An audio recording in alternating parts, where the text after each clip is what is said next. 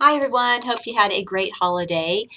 I want to give you a quick little video and go over some of the course requirements because we're getting close to the end. And I know that you're looking on your syllabus and you can see that we're getting close to the end, and there's going to be one more exam, and you have what's called the end of course exam, the EOC. So let me kind of explain what's going on. I think I'm going to go ahead and open up the last quiz for you. This will be quiz 4.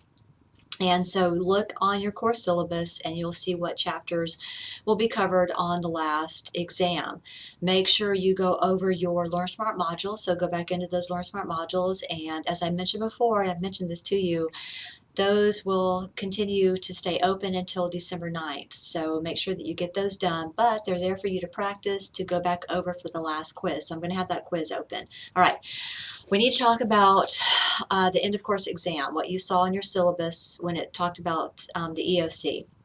This is a requirement from the state and a department-wide exam. So any student taking general psychology will take this end of course exam. Some people call it the student learning outcome. So let me explain how that works. You will notice if you click into quizzes, you will see exit 1, exit 2, exit 3. Let me kind of explain. With the student learning outcomes, we have to show that students are proficient in certain areas. So student learning outcome 1 may show students must have a proficiency in theories in psychology. Student learning outcome 2 deals with cultures. So through your readings, you have been reading about different cultures and different research theories pertaining to specific cultures. So we have to make sure that students have a mastery, limited to some understanding of culture. Student learning outcome 3 may be more research. Do you understand the research? We've been talking about experimental research, correlational research. You've been through your readings, you can see the different studies and different research areas. So with the student learning outcomes, each of those exit exams it pairs itself with a different student learning outcome. So exit 1 is 10 questions, exit 2, I think 5 questions, exit 3, 10 questions. So you need to take all 3. I had some students last semester ask me, do I have to take all 3? I need all 3 because each of those is a different level. So make sure that you take all 3, and you'll be graded based on taking all 3. Make sure that you keep up with the student learning outcome measurements, and make sure that you see the date. I think I'm going to leave those open till about December 12th, December 13th.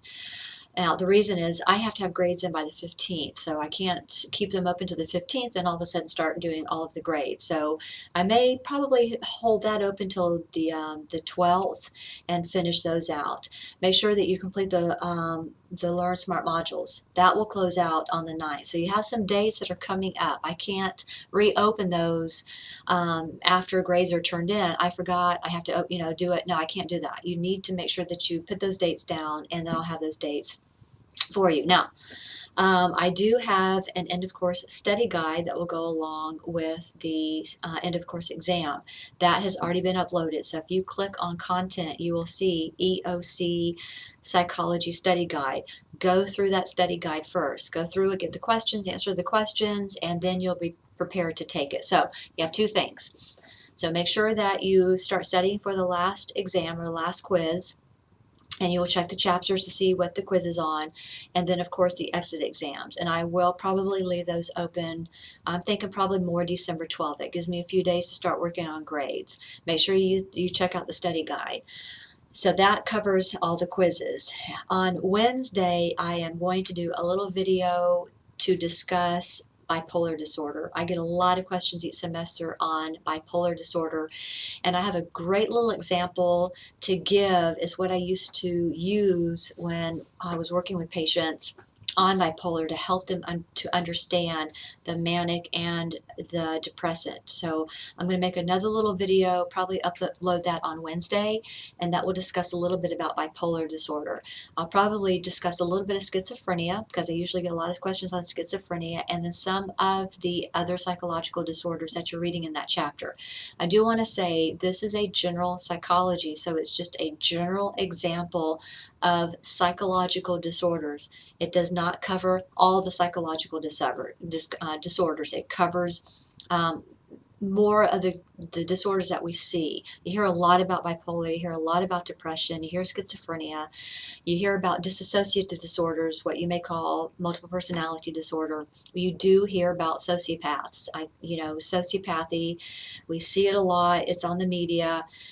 We hear a lot about the psychopath to sociopath. What's the difference? So I think I'll just make a little video for you and kind of just clear up some of the misnomers about these disorders and help you understand your reading. So that way when you're reading it, hopefully I'll cover the questions within that video.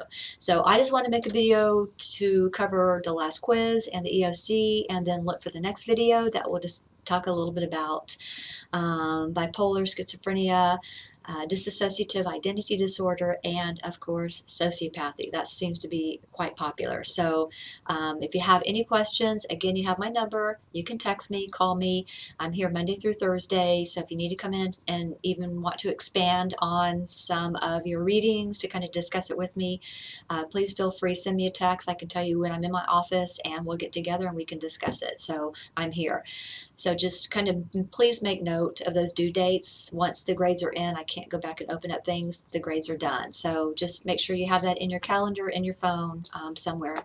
All right? All right. See you soon.